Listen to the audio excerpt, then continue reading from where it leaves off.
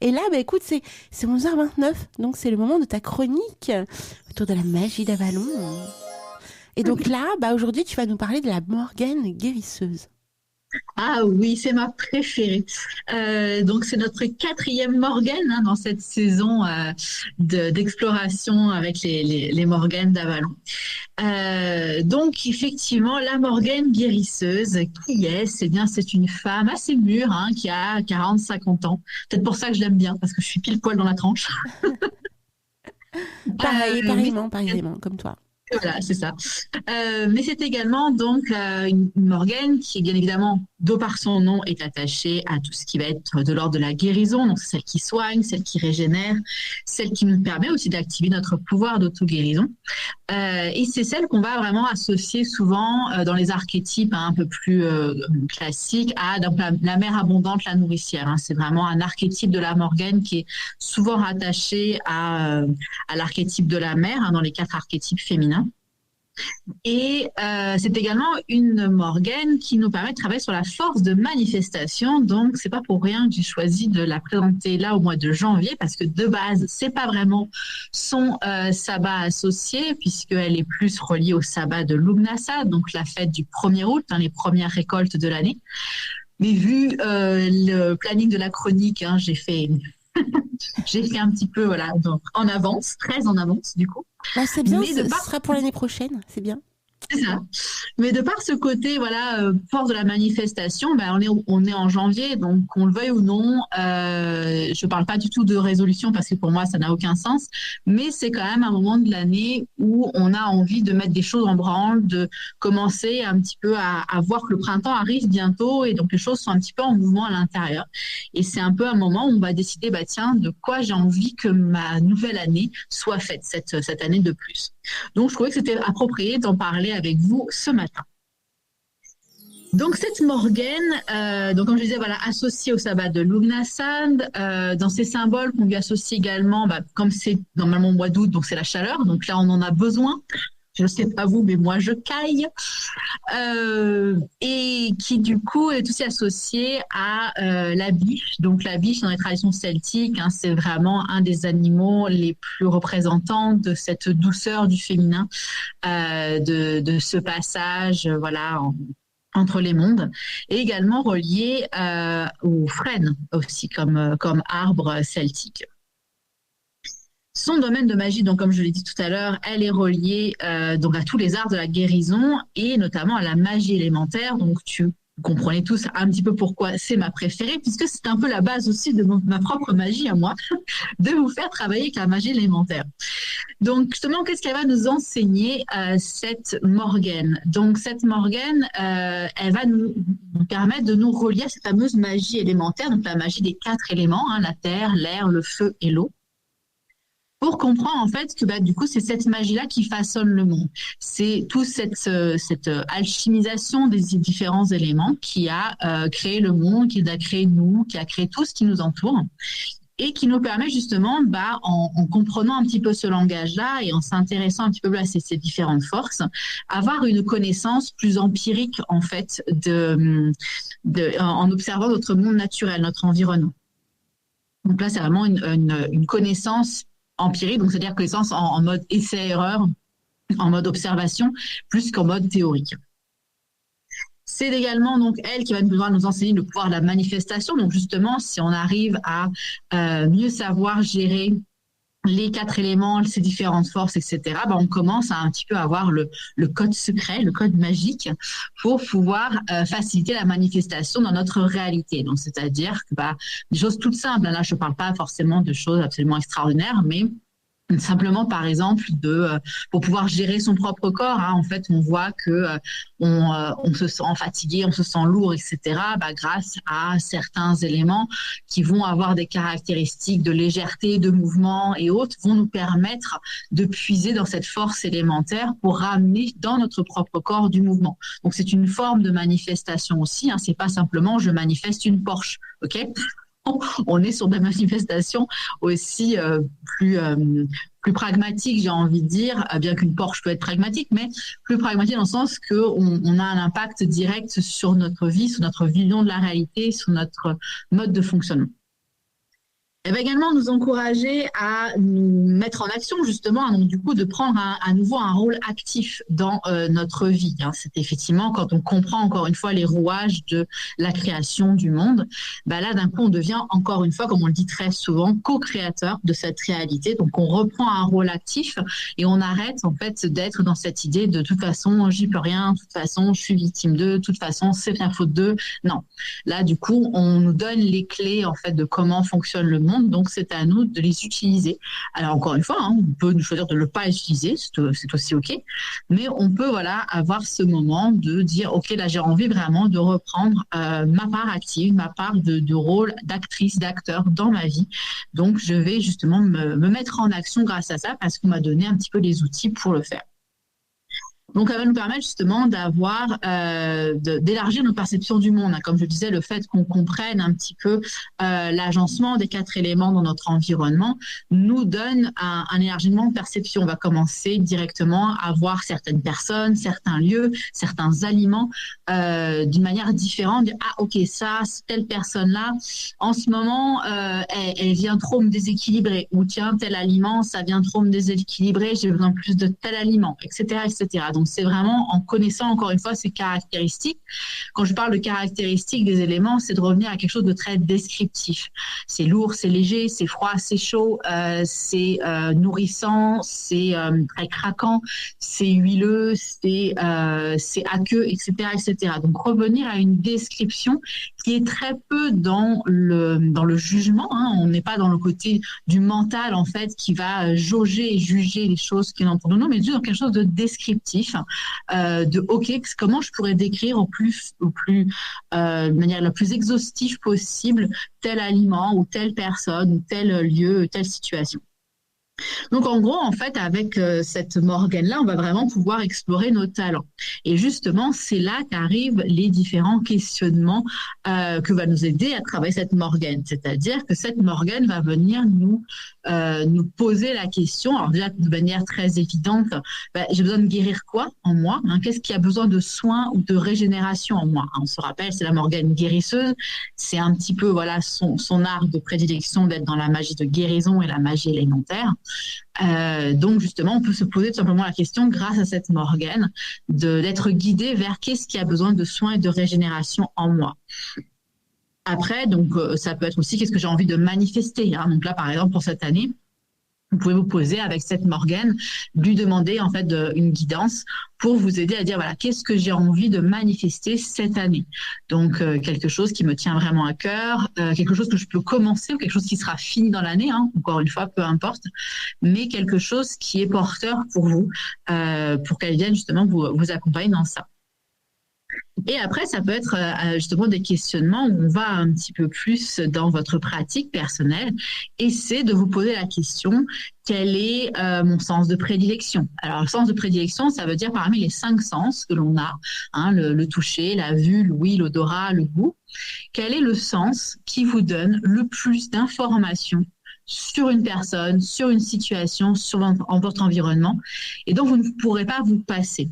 Alors, petite note, très souvent, on va dire la vue, parce qu'on est dans une société très visuelle, mais je vous indique vraiment à prendre le temps de la réflexion sur cette question-là, puisque parfois, en fait, la vue n'est pas forcément le sens qui vous donne un max d'infos de la personne que vous avez en face de vous ou de la situation dans laquelle vous êtes. Parfois, c'est d'autres sens qui s'éveillent, peut-être que vous faites moins attention. Donc, creusez un petit peu cette question et de voir, voilà, si vous vous passez d'un autre sens, est-ce que vous croyez que votre vue serait suffisante, par exemple, pour vous donner toutes ces informations sur une personne et ressentir l'énergie de cette personne?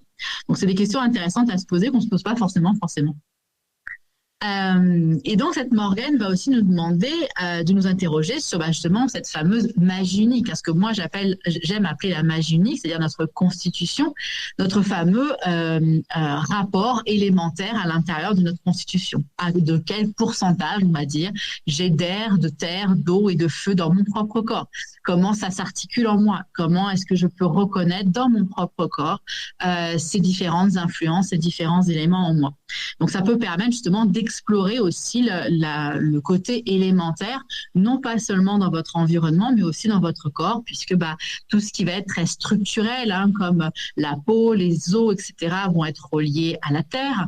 Tout ce qui va être de l'ordre justement du feu, de la chaleur, du feu digestif, de la lumière qui passe dans nos yeux, du sang qui circule dans nos veines, ça va être le feu. Tout ce qui est rapport aux pleurs, à la lymphe, tous les liquides en fait de notre corps, les liquides aqueux vont être reliés à l'eau, et tout ce qui va être relié à la communication, donc la communication à la fois entre nos différents neurones, la communication verbale, la communication hormonale, tout ce qui se passe, en fait, tous ces mouvements qu'il y a à l'intérieur du corps, notre respiration, tout ça va appartenir à l'air. Donc, c'est des choses que vous pouvez retrouver, que je vous partage justement dans mon petit compte, celle qui veut devenir une sorcière, que vous pouvez recevoir en cadeau de bienvenue dans ma newsletter. Donc, qui vous donne justement ces petites clés-là pour un peu commencer à faire votre petite exploration, votre petite enquête.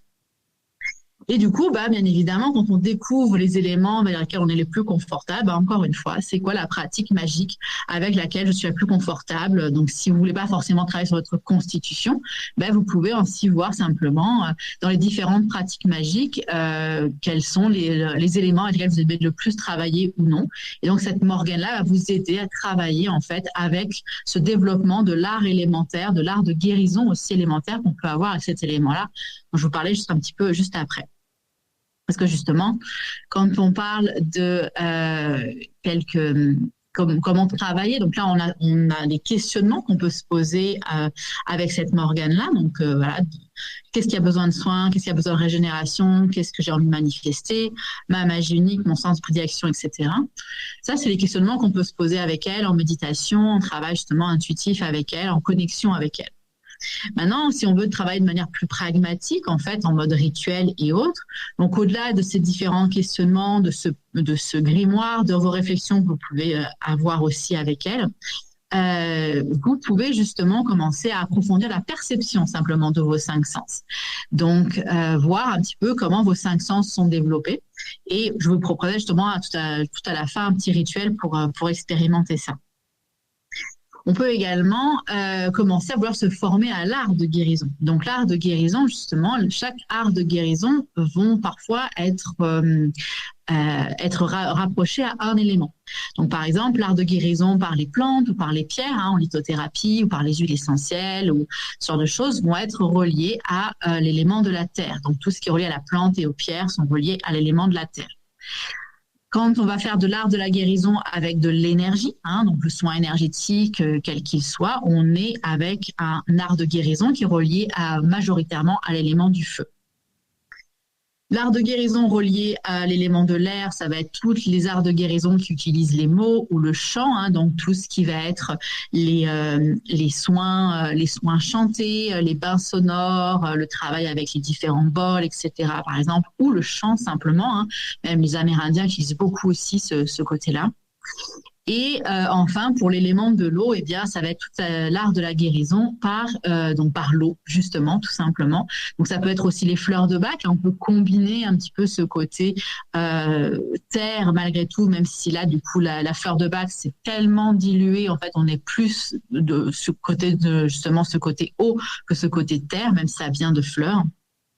Mais les fleurs, généralement, en fait, quand on travaille en herboristerie, on se rend compte que toutes les fleurs, dans la majorité, toutes les fleurs, notamment les fleurs à pétales, sont généralement reliées majoritairement à l'élément de l'eau. Donc, effectivement, travailler avec les eaux de la planète, donc certaines eaux de source ou quoi que ce soit, ou avec les fleurs de Bach peut être un très bon art de guérison à développer, mais également aussi l'art de guérison en suivant la lune, c'est-à-dire qu'on peut justement fabriquer des eaux lunaires, on peut faire des travaux spécifiques en lien avec la lune qui vont faire partie justement de cet art de guérison élémentaire avec l'élément de l'eau. Voilà un petit peu ce qu'on peut explorer comme travail avec cette Morgane de guérison et donc justement se rendre compte qu'il y a plein d'arts de guérison différents et que vous pouvez justement vous sentir appelé plutôt vers l'un qu'un autre, parfois peut-être tous, hein, mais il y en a peut-être forcément un qui va être assez naturel pour vous. Donc, celui qui est le plus naturel pour vous, celui vers lequel vous allez de manière naturelle, généralement, va être une indication aussi de l'élément prédominant dans votre constitution, dans votre magie. Donc, c'est des choses justement à bien observer.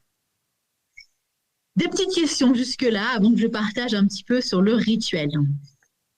Bah moi, je suis en train de partager une petite partie de ton plan hein, pour que les enchanteurs puissent aussi à la fois t'écouter et comprendre aussi précisément les tenants et les aboutissants de cette Morgans. Donc, pour le moment, on n'a pas de questions. Très bien.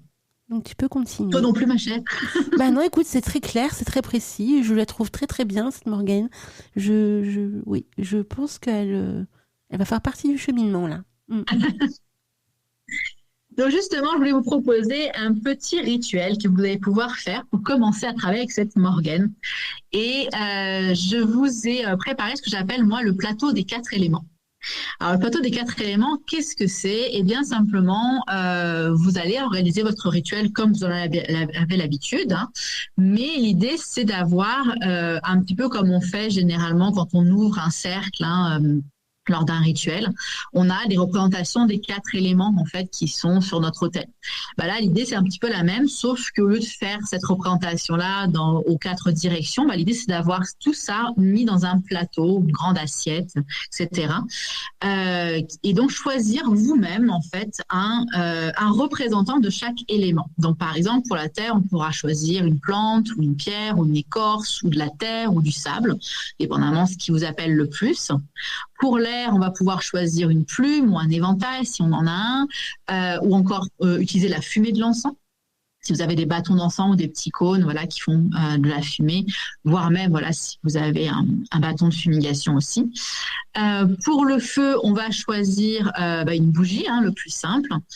Et enfin, pour l'eau, de remplir un bol, alors idéalement translucide ou à tout le moins blanc, blanc ou bleu, hein, pour rester dans les couleurs reliées à l'eau. Vous pouvez utiliser de l'eau ou un hydrolat, hein, donc par exemple, on peut mettre de l'eau de rose ou de l'eau de fleur d'oranger, voilà, pour avoir une odeur particulière également. Donc là, vous avez installé votre petit plateau comme ça. L'idée, justement, ce n'est pas d'invoquer les 4 directions, mais c'est plutôt de vous offrir un exercice d'observation et de reliance, en fait, avec chacun de ces éléments. Donc, vous allez prendre un par un, en fait, prendre vraiment le temps à chaque fois de connecter avec l'élément. Donc, par exemple, si vous avez pris une pierre pour la terre, du coup, de prendre le temps de l'observer, de la toucher, de sentir son poids, de sentir si elle est lisse ou rugueuse, de voir s'il y a des aspérités qui ont une forme spécifique, quoi que ce soit. Donc, de prendre le temps vraiment de pouvoir décrire, décortiquer, caractériser au plus possible cette pierre, afin de ressentir en fait des qualités, des caractéristiques qui sont propres à l'élément de la terre lui-même. Hein. Si notamment votre pierre elle est lourde, si elle est sèche, si elle est rugueuse, si elle est bien pleine, etc. On est sur des caractéristiques, des qualités en fait qu'on rapproche à l'élément de la terre. Mais on peut aussi avoir, en connectant cet élément-là, avec cette pierre-là, peut-être vous allez avoir des ressentis qui vont venir, ressentis intérieurs, des souvenirs, des émotions, bref, de vraiment vous laisser plonger en fait dans cette expérience sensorielle pour découvrir un petit peu tout ce que l'élément a à vous donner comme information. Ça peut être des messages parfois très clairs, donc d'apporter plus de solidité dans votre vie ou plus d'ancrage, etc., hein, si c'est encore avec la terre. Et ensuite, une fois que vous avez bien reçu toutes les informations avec ce premier objet qui représente le premier élément que vous avez choisi, hein, pas obligé de commencer par la terre, vous commencez comme vous voulez. Ensuite, vous passez à l'élément suivant. Donc là, si c'est par exemple pour l'air, vous prenez votre plume, votre éventail, ou vous observez la fumée de votre encens. Et pareil, vous essayez de caractériser au plus possible, de manière la plus descriptive possible, cet air justement. Ça peut être impalpable, ça peut être frais, ça peut être plein de choses. Donc encore une fois, revenir à cette connexion avec cet élément. Et ainsi de suite avec la flamme de la bougie pour le feu et avec le bol d'eau pour l'eau, justement. Et donc là, justement, ça va être vraiment cette idée de s'offrir, parce qu'on s'offre assez rarement, cette expérience sensorielle de prendre un temps de méditation, si on peut dire, avec chacun des objets choisis qui vont représenter chacun des 4 éléments. Une fois que vous avez pris toutes ces informations-là, peut-être noter, d'ailleurs, n'hésitez pas justement, si vous avez votre petit grimoire, de noter au fur et à mesure. Eh bien, vous pouvez après, donc, soit continuer un rituel par rapport à ça, soit clore, en fait, ce moment de connexion avec une petite phrase que j'aime beaucoup, en fait, donner une incantation des 4 éléments que je partage dans ma petite méditation qui est toute petite, qui fait 7 minutes, qui s'appelle Réveille ton être, une petite méditation matinale que j'avais créée. Et j'aime beaucoup cette incantation parce qu'elle est très facile à se rappeler et elle nous permet de connecter, encore une fois, à ces caractéristiques de chacun des éléments pour se les apporter à soi dans notre quotidien. Donc l'incantation, c'est simplement « Je suis solide comme la terre, légère comme l'air, calme comme l'eau et puissante comme le feu ». Et ça peut être justement une incantation pour terminer ce petit moment rituel. Ça peut être une incantation que vous vous rappelez dans votre journée quand vous en avez besoin. Vous avez besoin vous sentez que vous êtes un petit peu submergé d'émotions ou une situation qui n'est pas forcément plaisante, etc. Vous avez besoin de reconnecter à ces différentes forces des éléments. Donc, c'est au-delà de l'ancrage et du centrage, c'est plus une reconnexion multiple, en fait, avec ces 4 éléments. Donc, si vous voulez justement tester cette petite méditation, là, je vous la mets dans le chat. Ça y est, c'est fait. Je me suis permise. C'est fait. Ouais. Voilà. Parce qu'elle est magnifique. Elle est magnifique. Franchement, la phrase est magnifique, les amis. Franchement, je suis solide comme la terre, légère comme l'air, calme comme l'eau et puissante comme le feu. C'est simple, bien, ça fait le job. Exactement. Merci. Non, mais vraiment. Exactement ça. Voilà, ça fait le job. Cœur. Et donc, effectivement, voilà, si vous n'avez pas forcément un temps incommensurable pour méditer, cette méditation-là fait 7 minutes 30. Donc, vraiment, ça peut se faire très, très facilement avant d'aller bosser le matin, ou vous l'écoutez même dans la voiture ou dans votre téléphone si vous marchez ou si vous prenez le bus, etc. Ça va vraiment faire toute la différence pour vous connecter le matin ou même après, dans le moment de la journée, mais à vous-même, en tout cas, avec cette force des éléments. Donc voilà un petit peu tout ce que l'on peut travailler, développer avec cette Morgane guérisseuse, donc cette représentante en fait de l'art de la guérison et de la magie élémentaire dans la tradition d'Avalon. Voilà. Eh ben c'est merveilleux, ma très chère Alexandra. Alors, percutant comme dit Abyss, oui c'est percutant. Ouais. Merci Abyss. Alors, tu as une autre annonce à nous faire. Tu l'as faite un petit peu lors de l'émission de Pleine Lune, mais il y a une énorme actualité pour toi. Exactement. Je l'avais justement sorti pour le solstice, mais voilà, j'avais juste donné l'info sans forcément trop insister dessus, mais c'était juste pour moi, en fait, pour avoir la joie de sortir au solstice. Et donc là, en ce début d'année, c'est d'autant plus fort et percutant dans cette énergie de manifestation de notre Morgane guérisseuse. Eh bien, je vous annonce à tous nos chers enchanteurs et enchantresses cette nouvelle formation que j'ai créée qui s'appelle Fille d'Avalon et qui inclut justement le programme Découvre ta magie avec les 4 éléments dont je parle très souvent. Donc cette formation-là s'inscrit dans un cycle de formation qui va être créé au fur et à mesure pour justement aller sur un chemin de prêtresse d'Avalon. Donc là, c'est le premier niveau exploratoire pour commencer à raviver un petit peu ses anciennes sagesses dans son quotidien, comprendre un petit peu tout ce qu'il y a à savoir sur les traditions, les légendes, la mythologie d'Avalon, mais également pour arriver à faire cette pratique justement simple dans son quotidien. Donc vous pourrez trouver le lien. Donc là, tu l'as partagé dans le chat. Je mettrai aussi le replay. Et sur ma page, sur mon site, en fait, vous pourrez trouver vous télécharger même d'ailleurs le programme détaillé de cette formation-là, qui est une formation en ligne avec un suivi à la fois de groupe et un suivi individuel, donc sur 6 mois, du coup, donc une petite aventure en petits groupes, nous serons maximum 10, donc, et l'aventure commence pour juste un petit peu après Imbolc, pour le 5 février. Tout à fait. Alors, j'ai vu le programme, bien sûr, hein. On est curieux sur Fantasia. Il y a vraiment plein de belles choses que tu vas mettre en lumière si tu veux un petit peu développer pour que les enchanteurs puissent un petit peu comprendre de quoi tu vas parler pour justement cette formation donc de premier niveau qui est exploratif pour devenir prêtresse par la suite. Alors par la suite, effectivement, là on est sur le premier niveau, donc ça Voilà. j'ai parlé de fille d'Avalon. Oui. Le second niveau sera le côté gardienne d'Avalon, donc plus en rapport justement avec les Morgans, là comme je vous présente succinctement dans cette chronique. Et le troisième niveau sera plus relié au côté de prêtrise, donc prêtresse d'Avalon, qui va pas forcément être un appel pour toutes, mais qui permet justement pour celles qui veulent ensuite développer ça dans leurs activités personnelles ou professionnelles.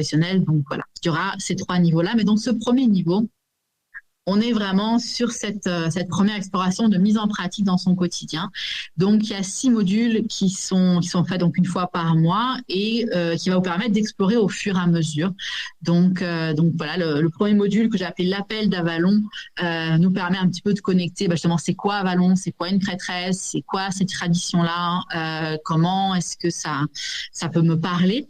Et souvent, en fait, comme je dis, il y a justement ce fameux appel. On ressent en fait un appel vers cette tradition-là. Donc les femmes qui le ressentent connaissent un petit peu cette sensation-là. Donc justement, c'est quoi cette quête d'Avalon pour vous? Elle représente quoi pour vous? Donc on va un peu explorer tout ça. Donc, il y aura à chaque fois une session de 2 heures en groupe où on fera à la fois de l'enseignement et des moments rituels ensemble et également ensuite un coffret que vous aurez de travail à chaque mois pour approfondir ça à un niveau individuel avec des exercices, des mises en application, des petits comptes rendus de pratique que vous aurez à rendre, etc., etc. Donc le premier module, voilà, l'appel d'Avalon, on va aller explorer les énergies d'Avalon, c'est-à-dire tout ce qui est relié à la symbolique, hein, donc les vêtements, les couleurs, les symboles, les animaux, les divinités, et on parlera un tout petit peu des Morgans en mode introductif. Et notamment, pourquoi justement cette couleur revient toujours, hein. Elle revient souvent, cette couleur. D'ailleurs, tu l'as aussi dans ton logo. Oui, le violet, en fait. Ouais. Après, donc, effectivement, le violet est très souvent utilisé dans tout ce qui a trait au côté spiritualité, hein, en général, puisque c'est relié au chakra couronne, etc. À Glastonbury, leur lieu, tu sais, de connexion. Le temple, oui. Le temple. Et entièrement, oui. Exactement la même couleur, hein. Donc, il y a des histoires autour des couleurs, je suppose. Oui, tout à fait. Donc, on explorera ça, bien évidemment. Oui. Ensuite, on fera donc la terre d'Avalon. Donc là, on explorera un petit peu mieux, les lieux sacrés d'Avalon qu'on retrouve pour certains également aussi à Glastonbury, en Angleterre, et tout leur lien en fait avec les archétypes féminins et surtout notre corps de femme. Donc, on va aussi explorer dans cette idée-là, puisque l'idée, encore une fois, vous savez bien avec moi, on va dans l'exploration spirituelle, mais on ramène ça dans la matière et dans notre réalité. Donc, effectivement, à voir comment ça vient nous parler à nous en tant que femmes. On verra ensuite les rythmes d'Avalon. Donc là, on explorera la roue de l'année que vous connaissez peut-être certainement dans vos autres pratiques, mais avec les énergies d'Avalon et les Morgans. Ensuite, on parlera des alliés d'Avalon. Donc là, c'est un petit peu un module d'introduction, en fait, que moi, j'aime beaucoup, puisque quand on est sur un cheminement de prêtresse, on va apprendre à utiliser les plantes, les huiles essentielles, les encens, les énergies, les onctions sacrées, la bénédiction. Ça fait partie, je dirais, du tronc commun, peu importe ce qu'on développe après comme particularité, mais d'avoir des petites connaissances en fait introductives sur ça.